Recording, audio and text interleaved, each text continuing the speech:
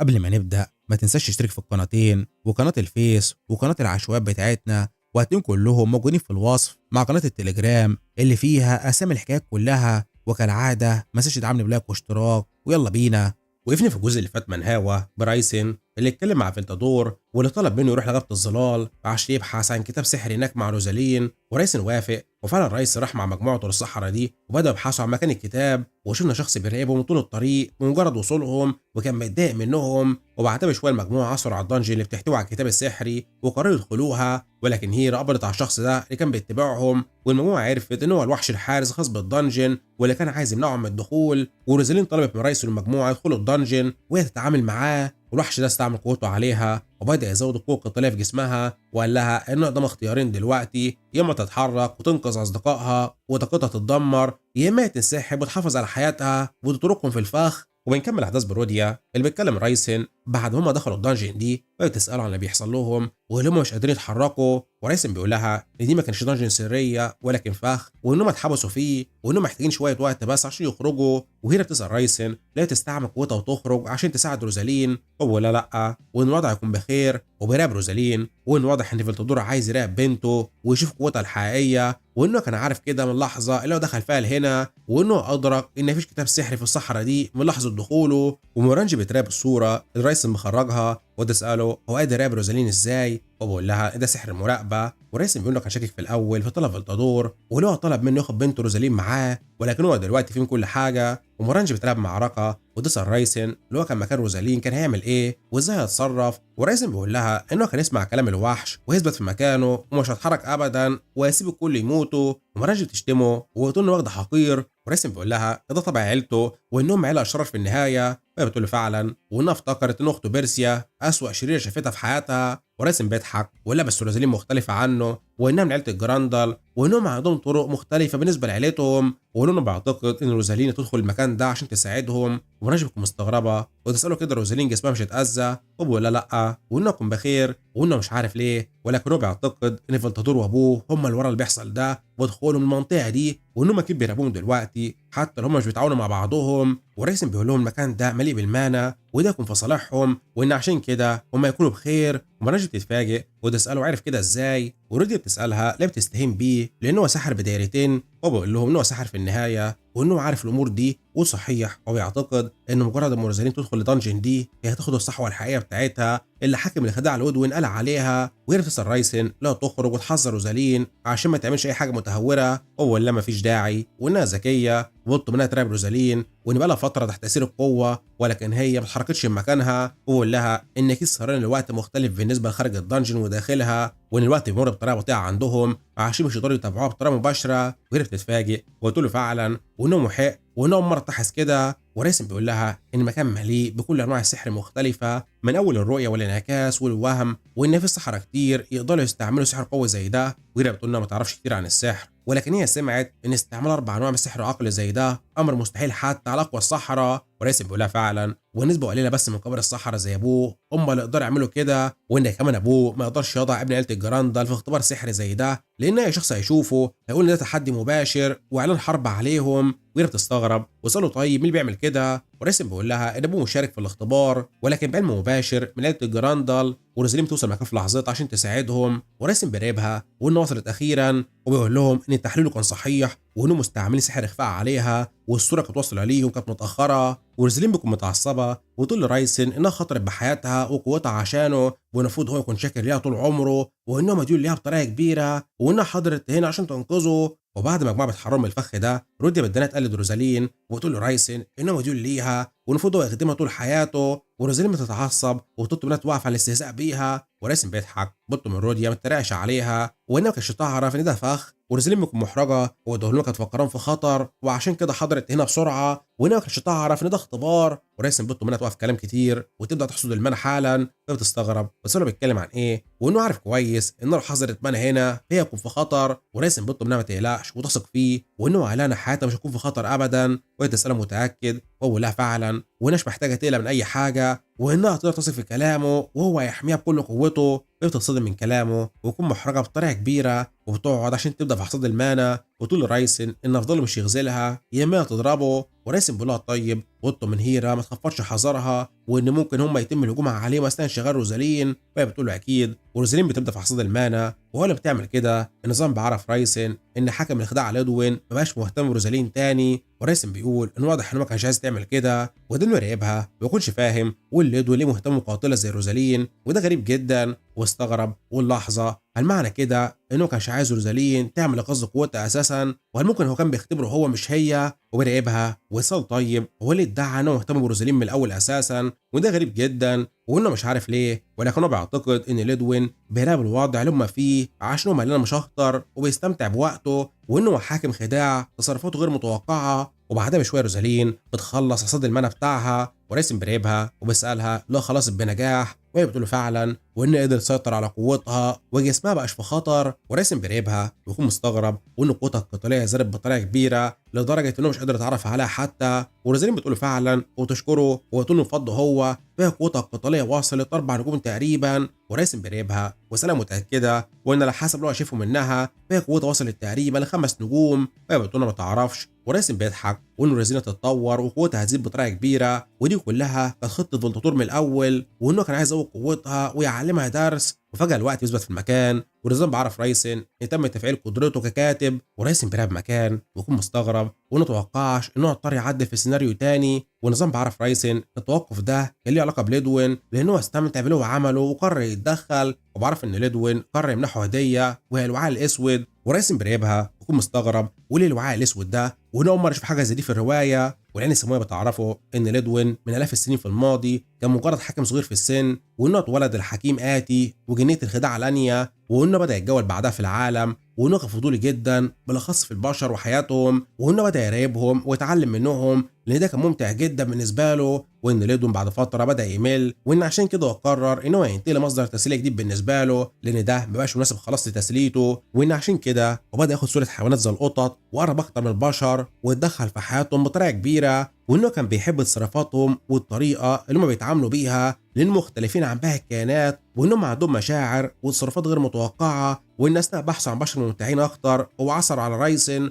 وانه كان بشر غير متوقع اول مره يشوفه من زمن كبير. ونظام بيظهر في لحظات كتاب السيناريو قدام رايسن وغلطوا منه من الفراغات في السيناريو بتاعه، ورايسن بيقول انه هيبدا والمفروض الموضوع يكون سهل المره دي لانه عارف الاجابه. ورايسن بيكتب ان ليدوين كان بيعمل كده لانه كان شايف ان رايسن سحر مثير للاعجاب وهو اهتم بيه. وليدوين بيكلم رايسن وبيضحك ويقول له فعلا وانه بيظن انه بشر ممتع جدا. ورايسن بيراقبه بيكون مصدوم واللي بيحصل وليه ليدوين ظهر هنا، والمفروض المجال ده يكون خاص بيه هو وبس. وليدوين بيظهر وراه ويقدر انه يضحك ويضغط عليه بقوته العقليه، وانه عمل كده لانه هو عايزه، وانه عايز قوته وعايز جسمه وعقله، وانه ممتع جدا وهو عايز يستعمل جسمه لفتره. ورايسن بدأ يعاني بيكونش مصدق، وانه بيحاول يسيطر على عقله وياخد جسمه، وانه بيعتقد ان هو ساعه ما كتب في السيناريو انه مهتم بيه هو حرك قوته الحقيقيه، وانه يتعامل مع العالم ده ان هو الوحيد اللي يقدر يتحكم فيه، ولكنه وقع في فخ حكم الخداع ليدوين وانه كان غبي. ونظام بعرف رايسن ان هو كمل الاحتماليه والسيناريو بطريقه جزئيه واساله لو عايز يكمل،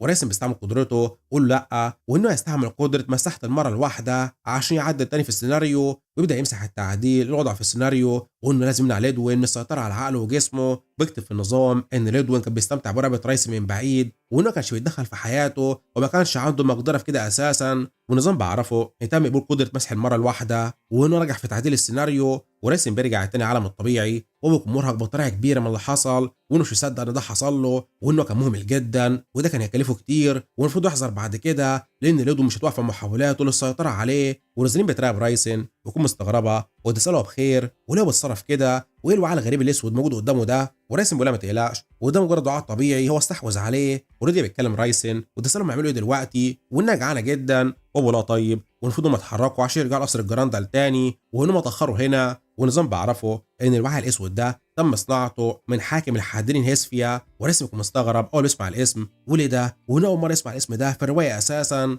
وريسن باقي المجموعة بيبدأوا يسافروا بعدها عشان يرجعوا ليلة الجراندال، وريسن بدون يفكر في الوعاء الأسود اللي هو أخده من ليدوين، وهو ما كانش فاهم والليدوين منحه هدية زي دي ليه. واللحظة هو فاكر في الرواية كان في شخصية ذكرت الوعاء الأسود قبل كده، وإن الشخصية دي ظهرت باسمها المستعار مش اسمها الحقيقي، وإن الشخص ده كان اسمه رالف أمير الملعقة، وإنه واحد من الشخصيات اللي قيصر اتعرف عليها في المستقبل ويبقوا أصدقاء. والمفروض في الرواية رالف عرض على قيس المساعدة ومحاربة عيلة المايتون ومقابل إن هو يساعده في العثور على توأم الملعقة السوداء بتاعته. وريسن بيقول إنهم وضع موضوع توأم الملعقة ده في الرواية، معظم اللي قروها قالوا عليها سخيفة، ولكنه بيعتقد الموضوع ده ممكن يبقى ليه فايدة بالنسبة له، وإن ممكن يبقى له علاقة بالوعاء الأسود اللي هو حصل عليه ده، وإنه لازم يبحث عن رالف أول لما هو يرجع. وفعلا بعدها بشوية ريسن بيرجع القصر الخاص بعيلة الجراندال، وهو أول ما بيوصل بيكون مصدوم وبيراقب أبوه الموجود مع فيلتادور، وما يكونش فاهم وايه اللي بيحصل، وليه عدو الجراندال الأكبر ديكترا موجود هنا. وديكترا بيراقب رايسن ويرحب بيه، وإنه مش محتاج يفكر كتير في الموضوع، وإنه قادر يسمع صوت عقله وبيشتغل من هنا. ورايسن بيسأله ولو مش كان يستغرب لو مكانه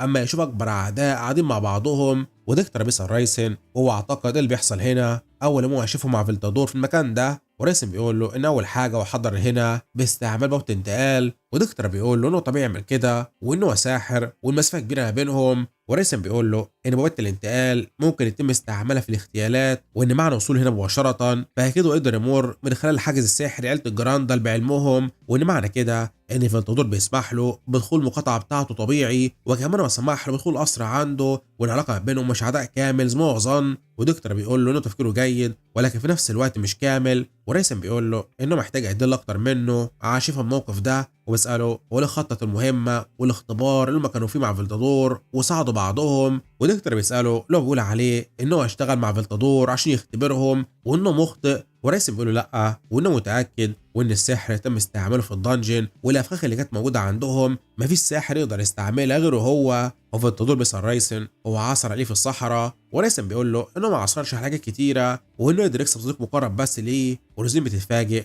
بس إنه بيتكلم عنها هي وإنهم أصبحوا أصدقاء، وريسن بيقول لها أكيد وإنه هو ساعدها ويزودوا قوتها وإنه يقدروا له عليهم أصدقاء مقربين. وبتسأله ووافقت إمتى تكون صديقته أساسا، وإنه راحت معاه الرحلة والمهمة دي لأنهم عندهم نفس الهدف تقريبا. وريسن بيقول لها ممكن، ولكن هو ساعدها وهي أنقذته وبعدها هو أنقذها وإنهم أقرب من أصدقاء دلوقتي. وريزين بتتفاجئ ومكونش قادرة ترد عليه، وبتقول له إنها مش حاضرة تنقذه بمزاجها وإنها كانت خايفة عليه. وفيلتادور بيراقبها ولدكترا إن كلام روزلين مع رايسن بيبقى خطير جدا، وإن رايسن بيقدر يسيطر على الكلام وبيقلب الموقف لصالحه دايما. وبيسأل دكترا لو مش ناوي يعترف إن رايسن ده سلاح سري هو كان بيجهزه من البداية عشان يستعمله ضدهم، ودكترا بيضحك وإنه ما يعرفش. وريسن بيراقب دكترا وبيفحصه باستعمال العين السمويه بتاعته، وهو بيكون مصدوم اول بيشوف العين بتاعته بتعرفه ان ابوه فخور بيه وبشعر بالفرحه. وريسن ما كانش مصدق ومستحيل، ودي اول مره يشوف ابوه بتظهر عنده الرساله دي، وان هو اول مره يكون فخور بيه كده، وان الاغرب العين السمويه بتاعته قدرت تتعرف على مشاعر دكترا.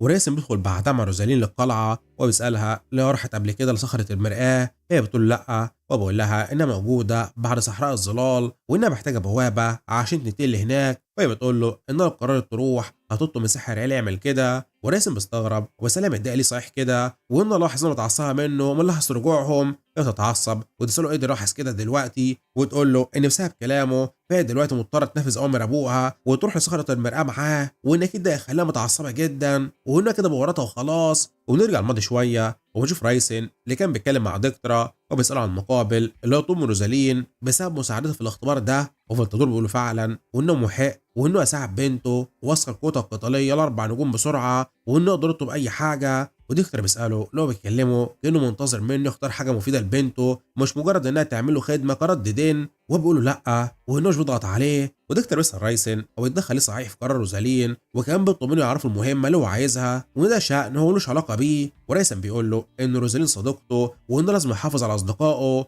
ودكتور بيقول له انه كان اقترح عليها مهمة تساعده فيها يوصل ل3 دوائر في السحر وده مهم بالنسبة له. وريسن بيسأله بيتكلم عن ايه وانه مش محتاج يعمل كده وانه خلاص قرب يوصل ل3 دوائر كامله في القوه السحريه بتاعته. وكل الموجودين بيتصدموا اول ما يسمعوا كده والمستحيل وانه ما يقدرش يعمل كده. وريزالين ما كانش فاهمه وبتقول 3 دوائر ازاي وانها فكرته عنده ياريتين بس. وفيلتادور بيقول انه ما كانش يعرف انه وصل 3 دوائر وبتساله عمل كده امتى وازاي. ودكتور بيراقب رايسن ويكون مستغرب من كلامه، وبيساله بيقول انه وصل ل3 دوائر في السحر وده تصريح خطير منه، وبيساله لو يقدر يثبت كلامه ده عشان ما يعترفوا بيه. وراسم بيضحك ويقول له ان هو اتعود ما يقولش اي كلام ومش يقدر يثبته بافعاله وانه بيتحداه. ونرجع الحاضر ونازلين بتراقب رايسن ويكون مستغربه، وده ساله متاكد من اللي هو بيعمله ده وانه كده بيخاطر بحياته. وده ساله هو ناوي يعمل ايه لو ما قدرش يظهر قوه الدايره الثالثه عنده عشان يثبت كلامه قدام ابوه. وراسم بيقول لها ان هو هيموت وان ابوه هيقتله، وبتتفاجئ من كلامه وتساله بيقول ايه. وراسم بطل منها تثق فيه وبس، وبسالها ليه هي شايفاه شخص بيتمنى الموت وعايز يموت بسهوله كده، وهي بتقول لا وهنا دايما بينجب نفسه. وتقول له بس هو كده اتحدى ابوها وابوه في نفس اللحظه وده خطير عليه وانه مش من النوع اللي بيتقبل موضوع التحدي ده بتساهل. وراسم بطل منها تهدى وما تقلقش عليه وانه يكمل حصاد في المانا ويرجع بعد اسبوعين بالدايره الثالثه بتاعته وهي كامله. وهي بتراقبه وتكون مستغربه وتسال عن اللي بيحصل وليه بيتصرف كده وانه كان مجرد طفل مغرور من كام يوم، فمن امتى هو كبر كده ونضج وانه وسيم جدا. وتتصدم وبتقول بتفكر في ايه وليه بتقول على ابن الميت الحقير ده وسيم. وترجع القصر وتقول المفروض يتحكم في نفسها وده خطير. وراسم بيروح بعدها يتكلم مع مجموعته وهاملتون بيساله انا ويعمل ايه. وراسم بيقول له انه ناوي يتحرك ويزور مقاطعه الكنوي لمده اسبوعين ويرجع تاني بعدها. وهنا بتكون مستغربه وتساله وهو ناوي يعمل ايه هناك والمقاطعه دي تابعه للمملكه المقدسه وان مفيش اي سبب لظهورتها. وراسم بيقول لها انه لازم يتاكد الاول انها هتبلغ ابوه باللي هو هيقوله. وتستغرب وتساله الموضوع خطير للدرجه دي. وراسم بيقول لها مش مهم وان ابوه اصلا عارف وانه يروح يزود قوته ويعمل حصاد للمانا عشان يوصل للدائره الثالثه بتاعته لكامل قوتها زي ما هو وعده. وهنا بتكون مستغربه وتساله لو ده اصلا ممكن يعمله ظرف اسبوعين.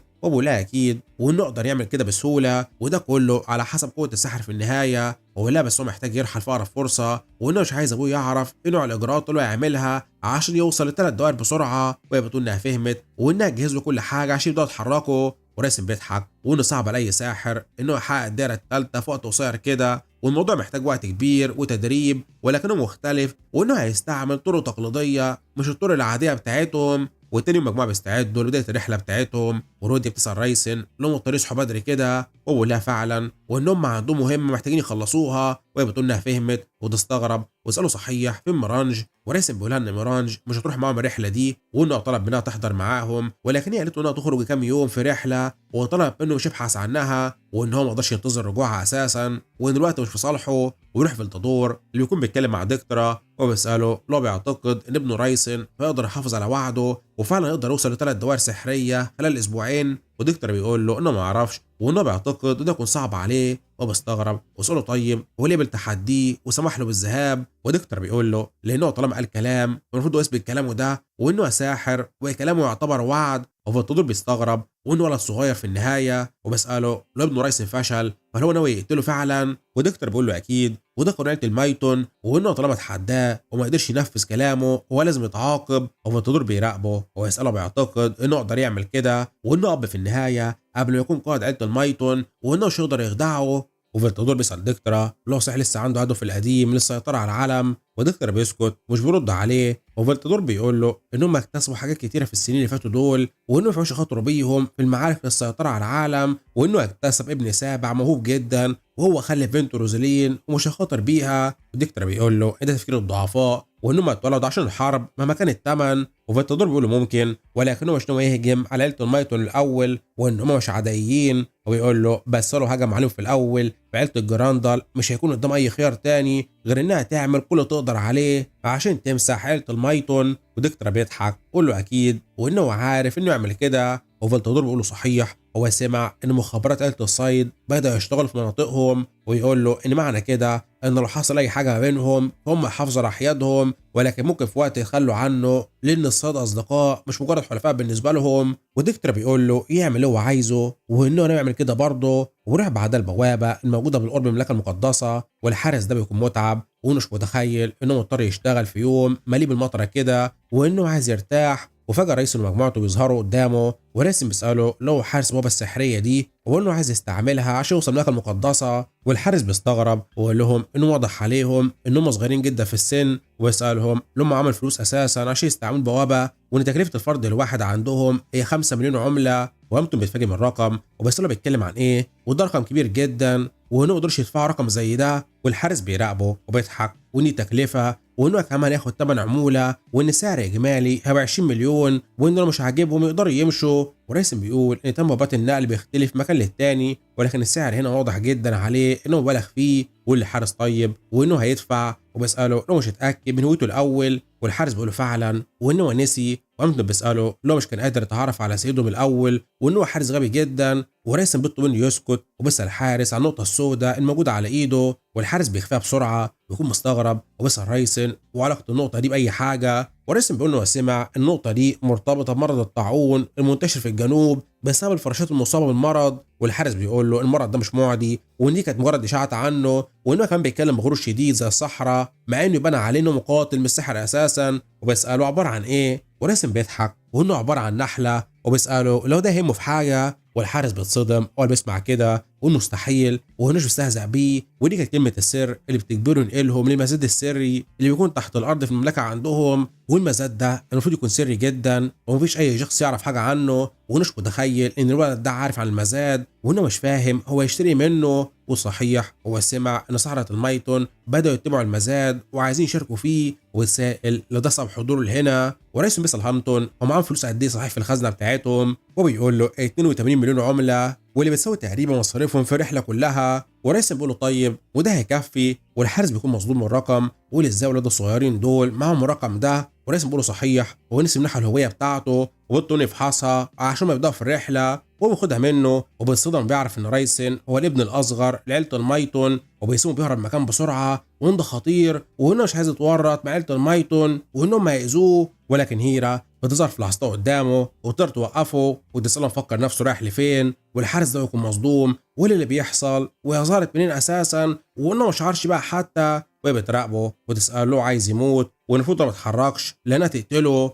ورايسن بينادي على هيرا بيطلب منها تهدى وانه مش حاضر هنا عشان يقتلوا اي شخص. وهي بتسأله هو عايز تعمل ايه وهو لا تنتظر ومش تقتله لحد ما ياخدوا اللي هم عايزينه منه وانه يتحرك اي حركه بسيطه وهو يسمح لها تقتله. وفعلا هيرا بتربط الحارس ده ورايسن بيكلمه وبيطلب منه ما يقلقش وانه مش ناوي يقتله وانه عنده استخدامات كتيره ليه هيستفيد منه فيها. والحارس ما بيكونش مصدق ويقول له ازاي اتورط مع ابن عيله الميتون ودي كارثه. ورايسن بيقول له انه مش محتاج يخاف وان طالما هو عارف معلومات هو يكون محتاجه وان طالما هو عارف عيله الميتون فاكيد هو عارف الاسلوب اللي هم بيشتغلوا بيه. والحارس بيكون مرعوب ويقول بس هو سمع انهم عيله شريره وبيقتلوا اي شخص بعد ما بيستغلوه. وراسم بيقول فعلا وان الاداه اللي بيبقى لها اي فايده ما بيكونش لها اي لازمه لوجودها وانه لو اختفى دلوقتي العالم مش هيشعر بيه اساسا وهيتاثر. والحارس بيقول انه مش فاهم هو ليه بيهدده وبيعرفوا الكلام ده ولكنه بيأكد له انه يقدر يفيده وانه بيوعده بكده. وراسم بيقول له اكيد وان عشان كده هو مش قتله لحد دلوقتي وبيطلب منه يوصلهم لحد المكان اللي هيتعمل فيه المزاد حالا.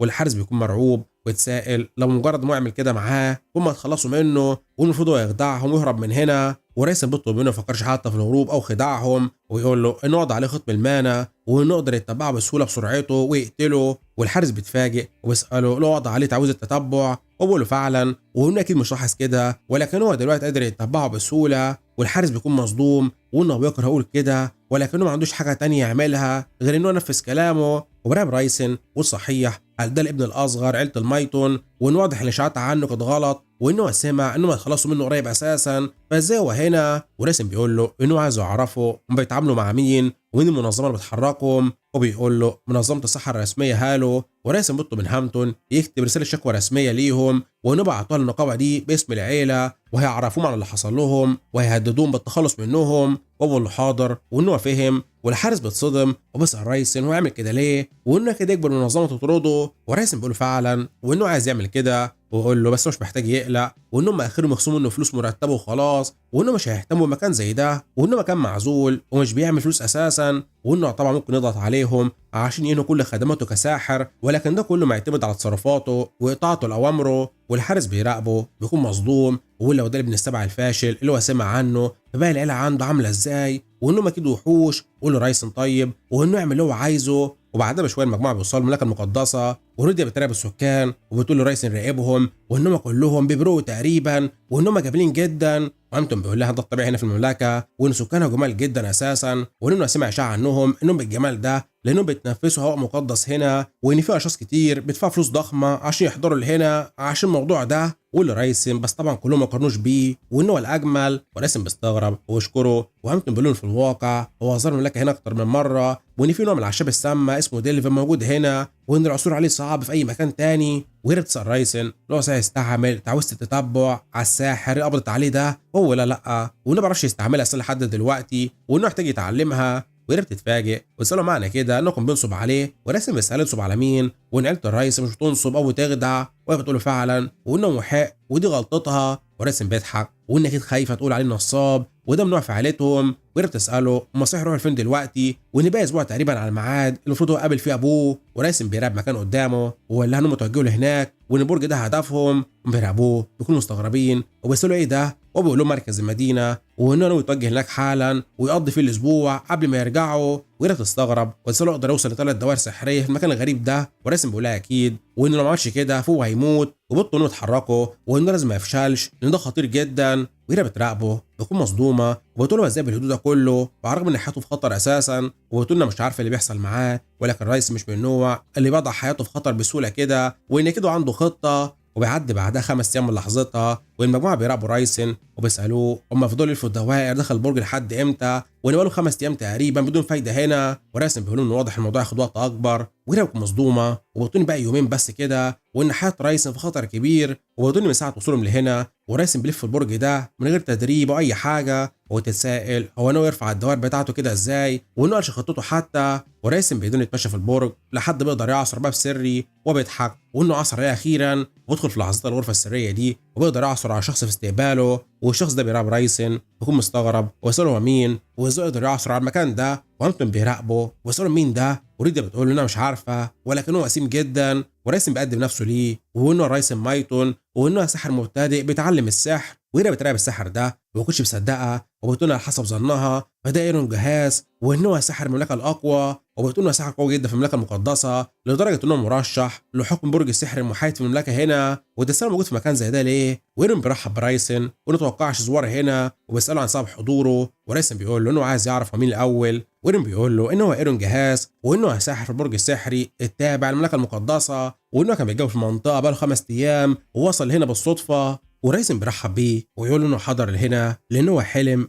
انه يكتسب دوائر سحريه هنا مره كل 7 دقائق. وايرون بيستغرب من كلامه وده غريب جدا، ويقول له ان معظم بشر الطبيعيين هيقولوا عليه انه مجنون ولكنه مختلف عنهم، وبيطلب منه يشرح له. ورايسن بيقول صحيح هو عايز يظهر ان هو الحقيقيه وانه حضر عشانه اساسا، وان ايرون المفروض يكون كان في المدينه هنا قبل ما هو يكون ساحر، ولكن هو اتخلى عن كل حاجه وقرر يتبع رغباته زي ما هو صممه، وان في النهايه هو اصبح واحد من اغنى التجار في العالم بسبب المشاريع السريه اللي هو عملها مع نفسه. ويرون بيستغرب ويسال رايسن اللي هو من عيله المايتون الشهيره اللي هو سمع عنها، ورايسن بيقول له فعلا وان هو ابن عيله المايتون السابع، وبيقول انه سمع ان المايتون عندهم افضل جهاز مخابرات في العالم. ورايسن بيقول له اكيد وانه محق، ويقول له المخابرات بتاعته قالت له انه يحضر هنا ويدور حوالين البرج 7 مرات، وساعتها كان غريب هيظهر قدامه عشان يكلمه. ويرون بيتفاجئ اول بيسمع كده ويقول لرايسن انه مش عارف هو حضر المعلومه دي منين، ولكنه بيشعر بعدم الارتياح من كلامه ده، ويقول له انه بيحاول يقول ان في كاهن فاسد هنا في البرج وهو مش هيقبل الكلام زي ده، وانه كاهن وبيأكد ان كل اللي هنا كهنه زيه. وبتعصب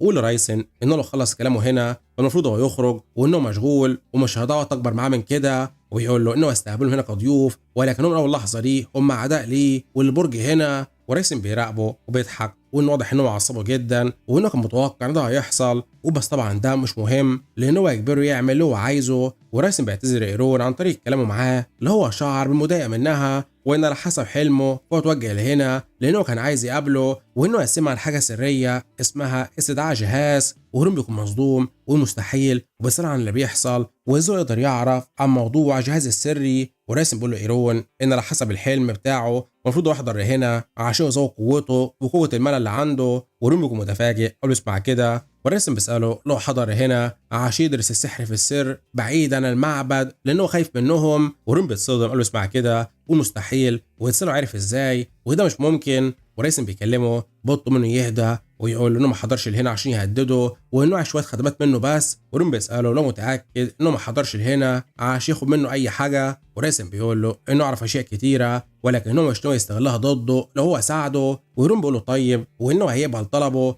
ولكن في المقابل هو بس المسموح له يتحرك معاه. وفعلا ريسن بيروح يتكلم معاه لوحدهم وبيساله له بخير وانه اول مره يشوف كان عصبي زيه كده. ورين بيقول له انه لو حضر مكانه وازعجه. وريسن بيقول له لانه بيحاول يخفي امور عنه وبيستغرب ويساله امور ايه. وريسن بيقول له ان الصوره اللي وراه دي فيها ممر سري وانه يقدر يشرب المانا بتمر من خلاله. ورين بيتصدم قال له اسمع كده والمستحيل. وريسن بيقول له ان افضل حاجه في الكهنه اللي زيه انهم دايما بيساعدوا بعضهم وبيساله لو قوده موجود ورا الممر السري ده. ورين بيردش عليه. وريسن بيساله لو مش ناوي يعترف ويقول له الحقيقه. ورين بيتعصب ويسال ريسن انه بيتكلم عن ايه وانه ما قالش كلمه كود دي نهائيا قبل كده ويساله وعارف عنها ازاي وانه مش مهتم بجوده المعلومات اللي المايتون بيجمعوها ولكنه مستحيل يعرفوا عن جرعات الكود السريه اللي بيصنعها لانها خاصه بيه هو بس. وده يفكر ويتساله عمل ايه وازاي حضر المعلومات دي هنا ويتسائل لو عنده قدره خاصه ولا حاجه. وريسن بيقول له انه ما كانش يعتقد ان في ساحر زيه يقدر يستعمل سحره والمانا والقوه السحريه عنده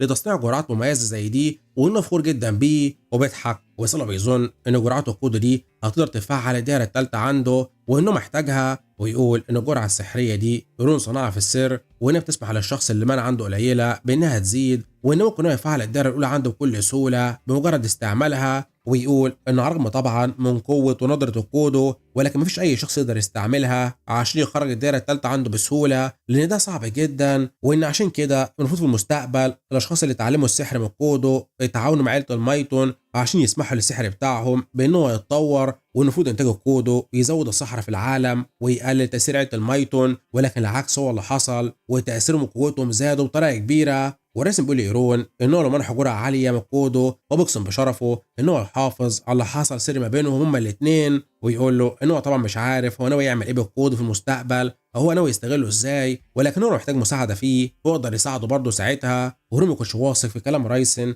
ويضل يفكر ويتسائل هو هيعمل ايه. وريسن بيقول انه عارف انه محتار وده طبيعي ولكن هو ما عندوش نوايا سيئه وانه عايز يساعده بس وانه عارف انه عانى في الماضي وهو مش يحكم عليه. وريم بيضل يبكي وبيشكر ريسن وانه كان غلطان بشأنه وانه هيساعده. وريسن بيراقبه ويكون سعيد وانه واضح ان خطته نجحت وان بكده ويقدر يجبره يساعده وكمان ينقذ المستقبل المظلم بتاعه. وريم بيقول له انه لو يزور عيله المايتون كمان 3 سنين عشان يتكلموا في موضوع الجرعات اللي هو اقترحه ده وكمان يمنحوا الجرعه الخاصه بيه زي ما هم اتفقوا وانه شاكر جدا ليه. وريسن بيخرج بعدها مجموعته من البرج وبيضل يراقب الجرعه اللي هو اخدها ويكون سعيد وانه قدر يحل مشكله كبيره عن طريق مساعده ايرون ولكن في مشكله اكبر ظهرت له وبيراقب الجرعه اللي معاه وانه تقريبا زار ايرون قبل الموعد المناسب وان الجرعه دي مش كامله عشان تمنحه المنع والقوه اللي هو عايزها. ونرجع لايرون اللي كان بيسلم ريسن الجرعه وبيطمنه يكون حذر وان الجرعه دي ممكن يكون لها اعراض جانبيه خطيره. وريسن بيستغرب ويساله اعراض ايه. ورون بيقول له انه المفروض بعد 3 سنين الاعراض الجانبيه تكون اختفت وده شغله الرئيسي حاليا. ويقول له ان الاعراض الجانبيه الحاليه الاخطر وان المانا اللي فيها غير مستقره وان لو الساحر ما عندوش تحكم كبير وهي هتدمر الدوائر السحريه الموجوده في جسمه بالكامل بدل ما تزودها. ونرجع الحاضر وريسن بيقول مش متخيل انه حاضر هنا عشان يزود عدد الدوائر السحريه الموجوده عنده ودلوقتي مضطر يتعامل مع اثار جانبيه ممكن تدمر الدوائر كلها عنده اساسا. وبيسال هيرا هو باقي وقت قد ايه على رجوعهم وهي بتقول له 3 ساعات. وريسن بيتعصب وان ده خطير وان الاثار الجانبيه اصابته وهو يرجع لدائره واحده وهو هيقتله وهو لما ترقاش 3 دوائر وهو مش هيحافظ على وعده وهيموت برضه. ويضل يفكر ويكلم كاس النار ويساله لو فاق اخيرا من نومه وانه محتاج مساعدته. وكاس بيقول له انه قبل ما يطلب منه اي حاجه هو مستحيل ينفذه اللي هو عايزه في 3 ساعات بس. وريسن بيقول له طيب ويساله عايز وقت قد ايه وهو بيقول له 4 ساعات على الاقل. وريسن بيقول ابوه مش هيسمح له يوصل متاخر دقيقه واحده حتى. ويضل يفكر وانه ما يقدرش يضيع وقت اكبر من كده وانه لازم يستعمل الجرعه دي حالا ويبدا يحصد المنى منها. وتعصب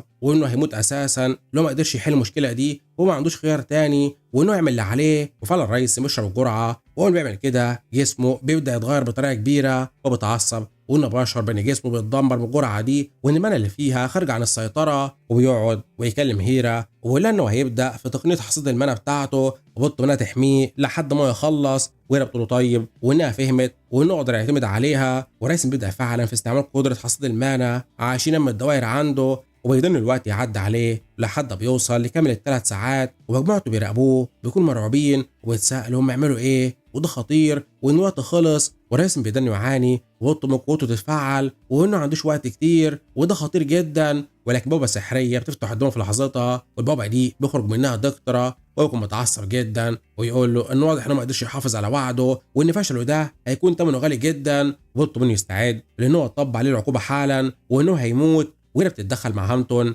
وهي بترحب بدكتورا وبتقول له ان السيده لسه ما انتهاش وانه موجود في الخطوات الاخيره دلوقتي وتطلب منه يديله وقت اكتر. وراسم بيكلم الكاس السحريه بتاعته ويساله هو باقي الوقت قد ايه لحد ما يخلص، وبيقول له 5 دقايق تقريبا. وراسم بيكلم ابوه وبيعتذر له انه ما قدرش يحييه بطريقه مناسبه وانه حاليا محتاج يركز عشان ينتهي من حصاد المنع بتاعه. ويكلم هيرا ويطلب منها تشتري له 5 دقايق كمان من ابوه وانه قرب ينتهي، وهيرا بتقول له حاضر وانها تنفذ امره وتستعمل قدرتها وتخرج الخناجر بتاعتها وتستعد لمواجهه دكتورا. ودكتورا بيراقبها وده انه يضحك ويسالها فعلا بتتحدى دلوقتي وانه واضح انها نسيت مين سيدها بسبب وجودها مع رايسن كتير، وهي بتقول له لا وانها دلوقتي بتطيع امره وبس اللي هو منحها في الاول. ودكتورا بيسالها ليه كده بتطيع امره عن طريق مواجهته وتوجيه اسلحه التنين الازرق والنمر الابيض اللي هو منحها في وشه، وهي بتقول له دي كانت امره وانه طلب منها تكون الظل خاص برايسن وتحميه من اي محاوله للقضاء عليه، وبقولها فعلا وانه امرها بكده ولكن هي بتخالف الاوامر عن طريق رفع سلاحها في وش السيده الحقيقي. وهي بتقول له ان لو شايف ان رايسن السيده الحقيقي وما سعيش حمايتها ما كانش وضعها عليه حمايته من اي خطر،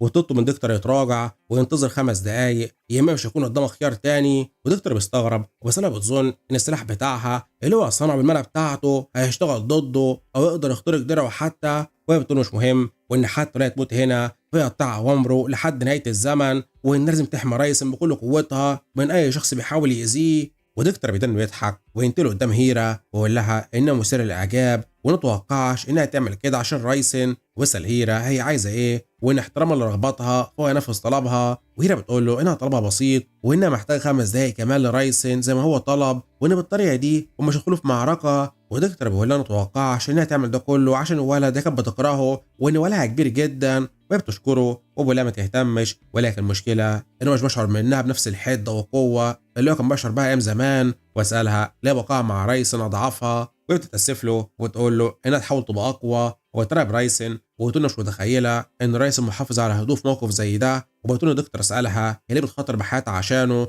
وانه قوي جدا في مواقف الخطيره وان عشان كده بتخاطر بحياتها عشانه. ودكتور بيقول لهيرا انها ممكن كانت بتنفذ امره بحمايه رايسن ولكن هي وضعت سلاحها في وشه وحاولت تهدده وده مش هيمر بسهوله، وبتتاسف له وتقول له انها هتقبل اي عقاب بعد ما يخلصوا. ودكتور بيقول لها انها بتتعاقب اساسا دلوقتي وانها تخاطر بحياتها عشان رايسن وانها عارفه كويس انه لو فشل هي ممكن تموت معاه دلوقتي، واللي هيرا بس مش محتاجه تقلق وانها غبيه ولكن ما تستحقش الموت وان العيله بتاعته محتاجينها. وقامتم يكون مرعوب من كلامه وبيسأل عن اللي بيحصل وانه بيهدد هيرا بكل سهوله بانه هيقتلها ولكنها تصدته على الرغم من كده وانه مش عارف هو بظل زيها ازاي كده في المستقبل رايسن وده مرعب. وكاس المقدسه بيكلم رايسن وبيطلب منه يستعد وانه خلاص انتهى وانه يرسل منع الدوائر بتاعته حالا. وفعلا جسم رايسن بيبدا يحصل فيه انفجار كبير من القوه السحريه وكل المجرمين بيراقبوه ويتفاجئوا وبيسالوا عن اللي بيحصل وقامتم بيراقبوا وانه واضح ان رايسن نجح زي ما هو كان بيقول. وروديا بيتكلم رايسن وتساله بخير وانه قوته بدات تستقر اخيرا، وهيرا بتراقبه وتكون مستغربه وتساله وصل خلاص ل3 دوائر سحريه زي ما هو وعدهم.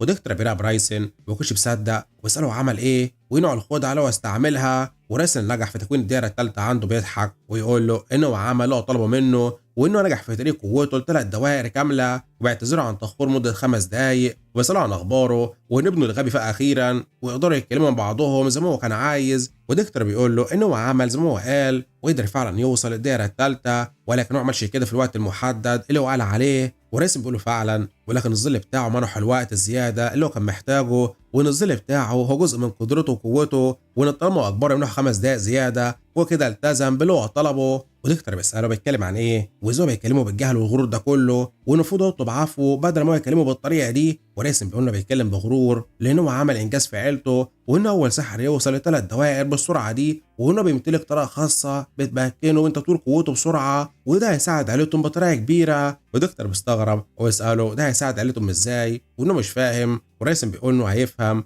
ودكتور بيتعصب وانه بيتعامل بغرور شديد ويقول له طيب وانه فهم وبطنه يتحرك وانه روزالين في انتظاره وبيختفي من مكان وانه بيكره الغرور ولكنه يسمح له بيه حاليا لانه بيثبت الكلام بتاعه بالافعال وانه ممكن يقدر يسيطر على العالم على عكس ما هو فشل. وريسن بيراقبه بيكون مستغرب وانه متوقعش ان ابوه يعمل كده وتسائل هو رايح لفين وانه متسرع جدا عكس الطبيعي وان كده يروح لمكان مهم ويروح بعدها لسنكان اللي بيكون في انتظار دكتورة وبيقول له ان واضح حاليا هو سعيد جدا بعد لقاب ابنه رايسن. ودكتور بيقول له فعلا وانه كان في انتظاره في الغابه ومستعد للمعركه بس كان مستغرب ويساله كان عارف انه يروح لمكانه بنفسه. ودكتور بيقول له فعلا وانه كان بيحاول يشتري وقت لنفسه ويقول له ان عشان كده رايسن راح لمكان معزول عشان يجبر هيرا تتصدى له وفي نفس الوقت يضمن انه ما يكونش فيه شهود عشان ما يضطرش يحافظ على وعده قدامهم ويتخلص منه هو وهيرا. وسنكان بيساله لو هيرا اتمردت عليه وقفت ضده ودكتور بيقول له فعلا واننا نفذت الامر اللي هو طلبه منها وحمت رايسن بكل قوتها. واللي اغرب من كده ان هيرا كانت عارفه انه حاضر بالوهم بتاعه بس ما حضرش شخصيا وانه فخور بيهم هما الاثنين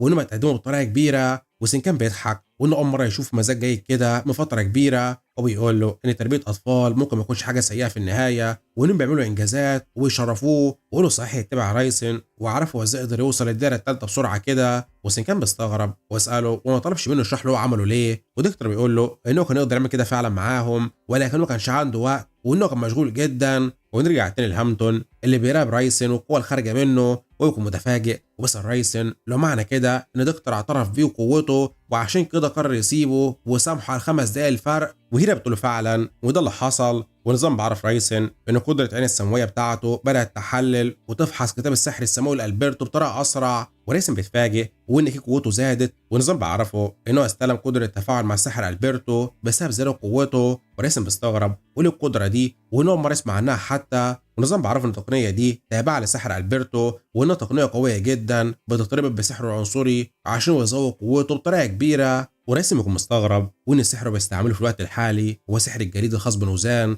وانه لو دمجه مع سحر التفاعل زي ما النظام بيقول فالمفروض هو يكون قوي جدا ومناسب. وراسم بخرج سحر الجليد بتاعه بيبدا يدمجه مع قدره التفاعل والنظام بيحذره وبيعرفه انه يبدا يزود قوه سحر الجليد بتاعه بطريقه كبيره عن طريق قدرته. وهيرا وهامتون بيراقبوه بيكونوا مصدومين ويسالوا عن اللي بيحصل وايه السحر المرعب ده. وراسم بيهجم على المكان قدامه وبيحصل انفجار كبير من قوه الهجمه. وهامتون بيراقبه بيكون مصدوم وبيسالوا عن اللي بيحصل وايه القوه الضخمه اللي هو خرجها دي وازاي رايسن قدر يخرج هجوم عامل زي ده. وراسم بيراقب مكان قدامه بيكون مصدوم وانه مش متخيل دي قوه تعويذه سحريه من الدائره الاولى وده مستحيل. وبيراقب الانفجار الجليدي اللي قدامه وان على حسب اللي هو شايفه فقوه السحر دي تساوي على الاقل قوه سحر من الدائره الرابعه وده مش طبيعي وانه اتخطى حتى كل توقعاته. وده بتروح تكلم رايسن وتساله لو السحر هو استعمله دلوقتي كان من الدائره الاولى هو لا فعلا. وبتكون مستغربه وبتقول له بس ده ملوش علاقه بسحر الدائره الاولى او سحر الجليد الطبيعي. وراسم بيقول لها فعلا ولكن هو سحره خرج عن السيطره بسبب منع كتيره الموجوده عنده وان عشان كده سحره ظهر قدامها بطريقه غريبه. وهي بتتفاجئ وبتعرف انه بيكذب عليها عشان يحاول يخفي قوته الحقيقيه وقدراته. وهي بتقول له طيب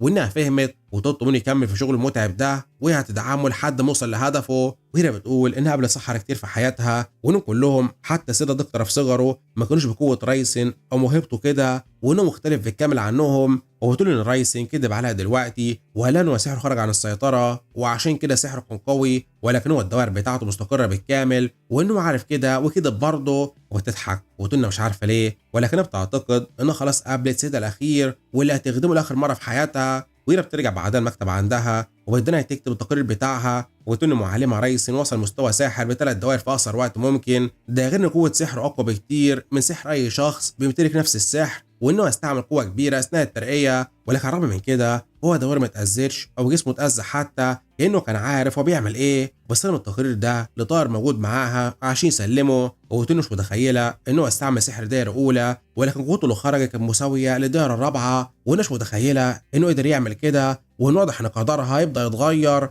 وتسلم كانت محقه في اختيار رايسن كسيدها الجديد وانها سعيده انها وثقت فيه وقررت تخدمه من الاول وان ممكن هو يحقق هدفها. وروح بعدها تاني يوم لرايسن اللي بيروح يتكلم مع روزالين وهي متعصبه وتقول له ده التقرير بتاعها لان انا خلصت المهمه اللي فاتت وانهم طلبوا مساعدتها في المهمه الجايه وبس. ورايسن بيراقبها بيكون متفاجئ وان روزالين بتتعامل بجديه كبيره في موضوع المهمه ده وانه يسمع كلامها حاليا وبس ولا طيب وانه موافق وانه يعمل لها اللي عايزاه. ورانجل رجعت من رحلتها بتقول له روزالين تهدى وانهم محتاجين يساعدوا بعضهم وبس، وانها بتعتقد المهمه دي هتكون سهله وهتخلص بسرعه، وريدي بتقول لها فعلا وتطلب انهم يتحركوا عشان يبداوا. وهنا بيتكلم رايسن وتتاسف له وتقول له انها مش هتروح معاه المهمه دي، وبيستغرب ويسالها ليه، وهي بتقول له لان بطريقه دكتورا قرر يرسلها في مهمه مختلفه. ورايسن بيضحك وبيسالها لو ده عقابها لو وقفها ضده من يومين وانه كان عارف انه يعمل كده. وهي بتقول له ما تعرفش، وانه طلب منها المهمه دي بسرعه. ورايسن بيطلب انها ما تقلقش، وانه بيزود قوته بطريقه كبيره، وانه بيوعدها بانه يخليها فخوره بيه وهيرجعها لطبيعتها تاني وهتبقى اقوى ظل في العيله عندهم. وهنا بتكون متفاجئه من كلامه وتشكره وتطلب منه يكمل في رحلته، وانه يكون في انتظار اما يرجع وانه يكون اقوى من الاول بكتير. ورئيس المجموعه بيبداوا في رحلتهم بعدها ويخرجوا من المملكه، ولكن كل ما بيخشوا في الطريق رئيس بيكلم مجموعته وبيطلب منه توقفوا،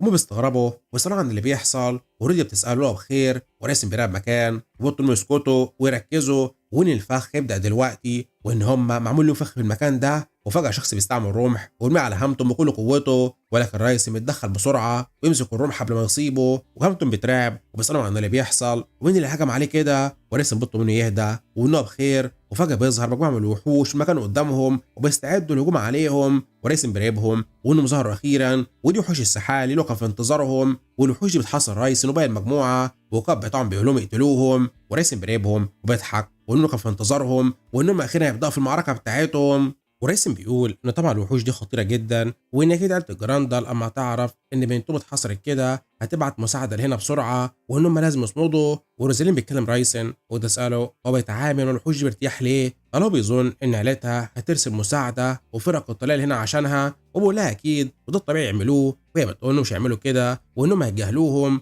وبتفاجئ واسالها ليه، وهي بتقول له ده كان اتفاق مع ابوها وانها قالت له مش هيساعدها وانها تعتمد على نفسها من اول دلوقتي ومستحيل تطلب مساعدته ابدا حتى راحتها في خطر. وراسم بيكون مصدوم او يسمع كده والمستحيل، وانها مش عرفته الموضوع ده قبل كده ليه، وانه لسه سمع عنه. والسحالة دول بيروحوا يهجموا على رايسن بكل سرعتهم وبيقولوا انهم يقضوا عليه حالا وده التخلص من البشر الاغبياء دول. ورايسن بيستعد للهجوم عليهم وان ده يكون خطير وان عددهم كبيره، ولكن برانش بتتحرك بسرعه وتروح تهجم عليهم وتطلب من رايسن ما يقلقش وانها معاه. ورايسن بيكون متفاجئ واللي بتتهور ليه كده وبتطلب منها تكون حذره. ومراجي بتمسك واحد منهم وتكون متعصبه جدا وتسالهم هم ازاي قطعوهم بالطريقه دي وانهم كانوا مشغولين، وتهجم عليهم بكل قوتها وتقدر تقضي على الوحش ده. والسحالي الموجوده بتراقب زميلهم اللي اتقضى عليه بسهوله من هجمه ميرانج ويكونوا مصدومين وبيتسالوا عن اللي حصل وهي عملت ايه. وميرانج بتكون متعصبه وتطلب انهم يتحركوا ويهجموا عليها وانها تقضي عليهم كلهم بسهوله. وراسم بيراقبها بيكون متفاجئ وانه متوقع من ميرانج وانها بقى قويه جدا في القتال زي ما هو سمع وانها تقدر تتعامل معاهم بسهوله. والوحش ده بيروح يهجم على الميرانج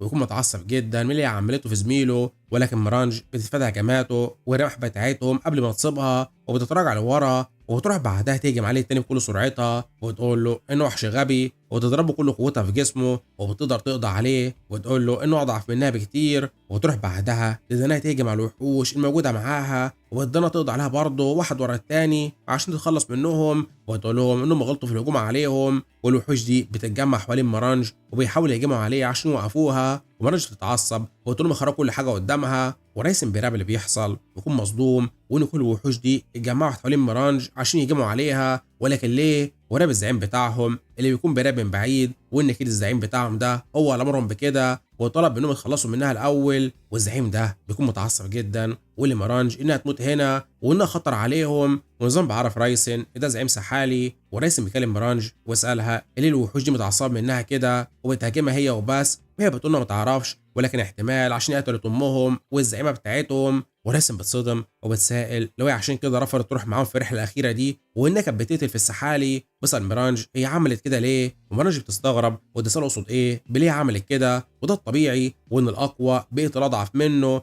وان في سبب تاني. وبتروح تهجم على الوحوش دي وبتكون متعصبه وتقول لهم انهم كلهم ضعيفين وانهم ما عندهمش حق يعيشوا زيها وانها تتخلص منهم كلهم. وبعدها بشويه ميرانج بتكون قدرت تهزم كل الوحوش الموجوده في المنطقه وقضت عليهم، ولكن بتتفاجئ بمجموعه جديده توصل المكان وتحاصرهم. وميرانج بتتعصب وطلعوا لغايه دول عددهم كبيره جدا. وراسم بيراقبها وانه كانش يعرف انهم بكرار ميرانج للدرجه دي وان كل القبيله بتجمع حواليها والمفروض هم يهربوا ويتركوا ميرانج لانهم هيستهدفوها هي مش هم. وإن مرانج محقة وإن القوي بيقدر يقدر أضعف منه من غير ما يقدم أي سبب مقنع، ولكن في نفس الوقت هي مش تقدر تستفز كل شخص قدامها لأن هو أضعف منها، وده يعتبر غباء شديد، واللي المفروض هو يهرب ويسيبها. وإنه لو كان مكان بطل قيس كان هيساعدها، ولكن هو مش بطل ومستحيل يضحي بحياته زيها. وصحيح الوحوش دي ذكية ولكن مش الدرجة دي، وإنهم كانوا منتظرين في الغابة بين الأعشاب وعاملين فخ ليهم ومنتظرين ظهورهم عشان يهجموا عليهم، وده ذكاء غريب عنهم. وراسم بيكلم روزلين وبيطلب منها تحميه لحد ما يفحص حاجة في المنطقة، وهي بتستغرب وتقول له طيب وإنها تحميه.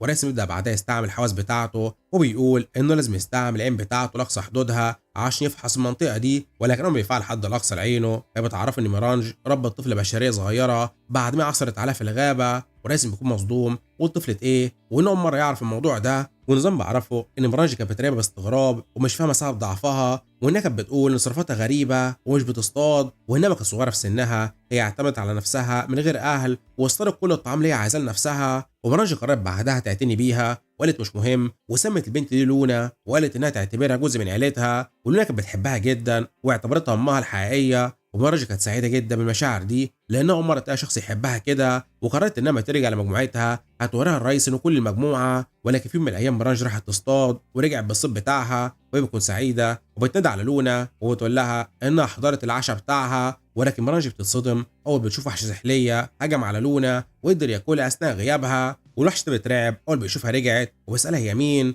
وميرانج بتكون مصدومة أول بيشوف اللي حصل وبتقول مستحيل، وبتروح تهجم على الوحش ده بكل سرعتها وتضربه وتقدر تقضي عليه. ولكنها أدركت بعدها اللي حصل وإنها مش قدرت تنقذ لونا في الوقت المناسب، وإن الوحش كان أكلها خلاص. وإن ميرانج اللي مش كانت قادرة تتقبل موت لونا كانوا قدامها خيارين بس، وهي إنها ترجع لطبيعتها اللي بتقول لها الأضعف لازم يتم القضاء عليه من الأقوى، والاختيار الثاني هو الانتقام للونا. وإن هنا هي قررت تدمج الاختيارين مع بعضهم وهجمت على قبيلة السحالي دي وقضت عليهم، وكمان عثرت على الملكة بتاعتهم وقدرت تقتلها برضه. ولكن ده ما كانش لسه كافي بالنسبة لميرانج، وإن غضبها ما كانش عايز يهدى لدرجة إنها قررت تقضي على كل صنف السحالي في القارة كلها انتقاما للونا. ونرجع تاني الحاضر وميرانج بدنا تيجي مع السحالي دي وتقضي عليها وتطلب منهم يختفوا وإنها تقتلهم كلهم، ورزالين بتراقبهم وتكون مصدومة وتقول اللي بيحصل والأعداد بتاعتهم كبيرة جدا وإنهم عمالين يحضروا لهنا بعدد أكتر. وراسم بيراقب ميرانج وإنه ما كانش فاهم كلامها اللي قالته من الأول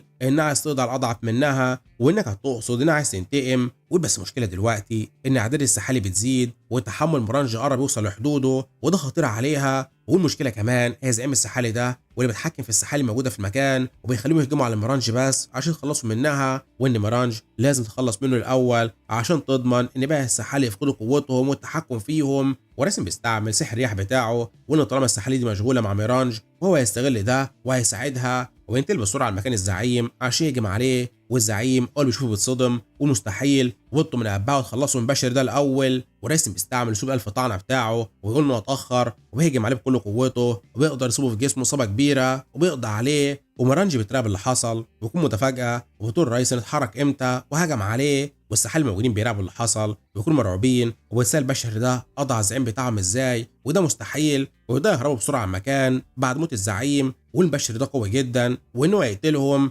وراسم بيراقبهم وإنك متوقع كده وإن القضاء على الزعيم بتاعهم هو اللي ينهي المعركة دي. وصحيح طالما هو خلص موضوع السحالي والصداع بتاعهم فدوت التعامل مع الشخص اللي أرسلهم لهنا. وراسم ينتقل في لحظتها لمكان الشخص ده ويقول له إنه عثر عليه أخيرا، وأول بيشوفه وبيحاول يهجم عليه وبيسأله هو عارف مكانه إزاي، ولكن رايسن بيفادى هجمته بسهولة ويقدر إنه يضحك ويقول له المفروض هو يستسلم وإنه يقدر يفادى هجمته بكل سهولة حتى لو مصاب. والسفاح بيتعصب ويروح يهجم عليه ويقول له يخرس وإنه يتخلص منه حالا، ولكن رايسن بيستعمل كل قوته وبيهجم عليه ويدمر سيفه وبيقدر يصيبه في جسمه بطريقة كبيرة. والسفاح ده بيكون مصدوم من اللي هو عمله وبيترمي لبعيد من قوة الهجمة وبيطلب رايسن يسامحه وإنه بيستسلم. ورايسن بيروح يمسكه وإنه بالحكم على طريقة الملابس بتاعته هو مرتزق، ومرتزق ده بيكون مصدوم ولو انت وراه امتى. وراسم بيطلب منه ما يتحركش وإنه لو حرك صبع واحد بس من عنده فهو يقضي عليه، وبيسأله هو علاقته بميرانج ولو كان بيتحكم في السحالي وبيحاول يقضي عليها وبيردش عليه. وراسم بيسأله هو اللي هجم عليهم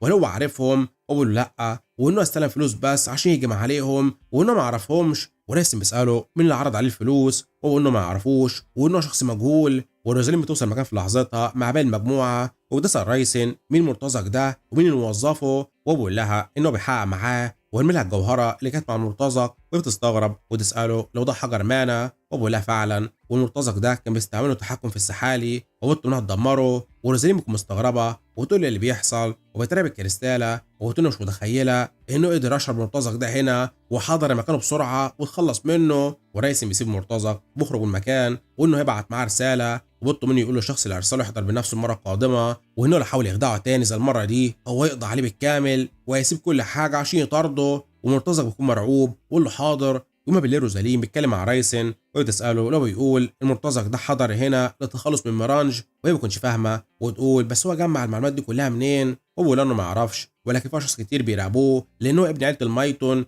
وهي برضه بتتعرض للمراقبه لانها ابنه عيله الجراندال، وانهم لازم يكونوا حذرين في المستقبل. وروزالين بتستغرب وتساله لو عشان كده دمر كريستالة المانا، وهو لا فعلا، وان الشخص اللي ارسل المرتزق ده ارسلها معاه، ولان دلوقتي الشخص اللي بيطارد ميرانج هيعرف انه اللي بيقودها ومش هيحاول يستهدفها هي تاني. ويقول روزالين صحيح هم هجموا عليهم في ارض الجراندال، والمرتزق ده بيشتغل على الاراضي بتاعتهم. وتتفاجئ او بتسمع كده وتساله معنى كده ان ابوها سمح بالهجوم عليهم، ورسم بيقولها فعلا، وده حتى لو وعد بينها وبين ابوها هو كده حافظ عليها من بعيد برضه، ومش هيسمح بهذه الوريثه الوحيده بالنسبه له. وتساله اقصد ايه، وبيقول لها ان ابوها كان على علم بالهجوم ده وممكن يكون ساعدهم، ويقول لها انه عايز يعرف من المنظمه اللي اخذت اذن ابوها، وكمان ازاي هم عرفوا المعلومات اللي هم محتاجينها عن ميرانج. وهي بتقول له وهم يعرفوهم ازاي، وان في مجموعات مرتزقه كتيره عيلتها بتتعامل معاهم. هو لا فعلا، وانه عنده شويه اختيارات منهم يقدر يفكر فيها. وهي بتراقبه بتكون مستغربه وتقول له انه شخص معقد جدا ودايما عارف كل حاجه، وانهم لو كانوا اعداء هي كانت تكرهه انه يكون عدوها. وبيضحك ولان معنى كده انه مش اعداء، وانها اعترفت اخيرا انهم اصدقاء. وبيسيبها وبيدخل للكوخ وبيطلب منها ترتاح وانها محتاجه الراحه، وان صديقها هيتعامل مع كل حاجه تزعجها. وهي بتراقبه بتكون مصدومه وبتقول انها مش عارفه ايه اللي بيحصل،